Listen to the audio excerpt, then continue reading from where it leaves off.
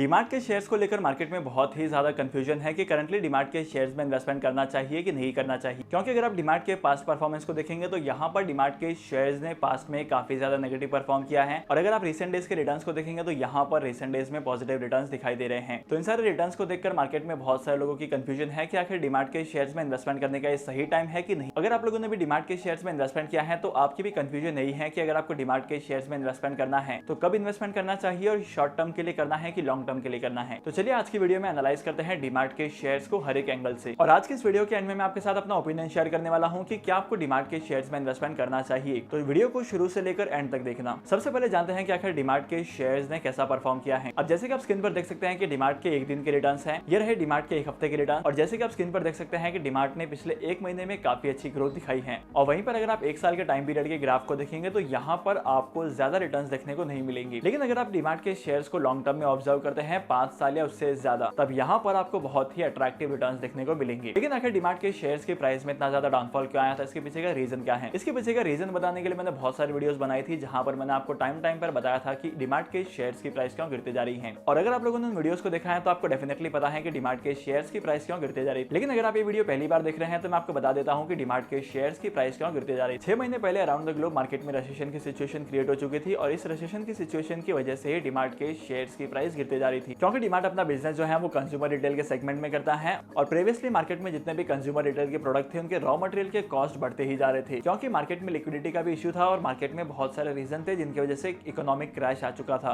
तो इन्हीं सारे रीजन की वजह से डीमार्ट के शेयर्स की प्राइस में बहुत ही ज्यादा फ्लक्चुएशंस आ रहे थे और इन्हीं सारे रीजन की वजह से डीमार्ट के शेयर्स नेगेटिव परफॉर्म कर रहे थे। लेकिन अगर आप करंटली डीमार्ट के फाइनेंशियल्स को देखेंगे तो डीमार्ट के फाइनेंशियल्स में क्वार्टर ऑन क्वार्टर बेसिस पर इंप्रूवमेंट दिखाई दिया है। अब जैसे कि यहाँ पर आप डीमार्ट के इनकम स्टेटमेंट को देख सकते हैं, यहाँ पर कंपनी के रेवेन्यू फ्रॉम ऑपरेशंस इंक्रीज हो रहे हैं और इसी के साथ साथ डीमार्ट का जो मार्केट शेयर है वो भी इंक्रीज हो रहा है। और वहीं पर अगर नेट प्रॉफिट आफ्टर टैक्स की बात की जाए तो नेट प्रॉफिट आफ्टर टैक्स का अमाउंट भी इंक्रीज होते जा रहा है। और वहीं पर डीमार्ट के डिविडेंड्स की बात की जाए तो डीमार्ट ने अपने इन्वेस्टर्स को पिछले 5 सालों में डिविडेंड पे नहीं किया है। तो अगर आप लोग डीमार्ट के शेयर्स में इन्वेस्टमेंट करके डिविडेंड के थ्रू पैसा कमाना चाहते हैं तो यहाँ पर ऐसे मौके बहुत ही कम आने वाले हैं, क्योंकि पास्ट में भी ऐसे मौके बहुत ही कम आए थे। इसके बाद अब हम चलते हैं कंपनी की बैलेंस शीट पर। जैसे कि आप कंपनी के बैलेंस शीट को देख रहे हैं, यहाँ पर कंपनी के करंट असेट्स और नॉन करंट असेट्स में काफी ज्यादा इंप्रूवमेंट दिखाई दी है। और अगर आप लोग लाइबिलिटीज के सेक्शन को ऑब्जर्व करेंगे तो यहाँ पर कंपनीज की लाइबिलिटीज भी गिरते जा रही है, जो कि किसी भी कंपनी के लिए बहुत ही अच्छी बात होती है। असेट का इंक्रीज होना और लाइबिलिटीज का डिक्रीज होना। और अगर आप कंपनी के कैश फ्लो स्टेटमेंट को देखेंगे तो यहाँ पर कैश फ्लो स्टेटमेंट में भी आपको काफी ज्यादा इंप्रूवमेंट दिखाई देगी। इसके अलावा अगर आप डीमार्ट के शेयर्स को ऑब्जर्व करेंगे तो पिछले 6 महीने में डीमार्ट के शेयर्स में काफी ज्यादा वोलेटिलिटी क्रिएट हुई थी, क्योंकि डीमार्ट के शेयर्स में डाउनफॉल आने की वजह से मार्केट में बहुत सारे लोग डीमार्ट के शेयर्स को सेल करना चाहते थे। तो यहाँ पर वोलेटिलिटी का होना तो कॉमन है। लेकिन वहीं पर आप कंपनी के शेयर होल्डिंग पैटर्न को देखेंगे तो यहाँ पर कंपनी का शेयर होल्डिंग पैटर्न काफी ज्यादा अट्रैक्टिव है।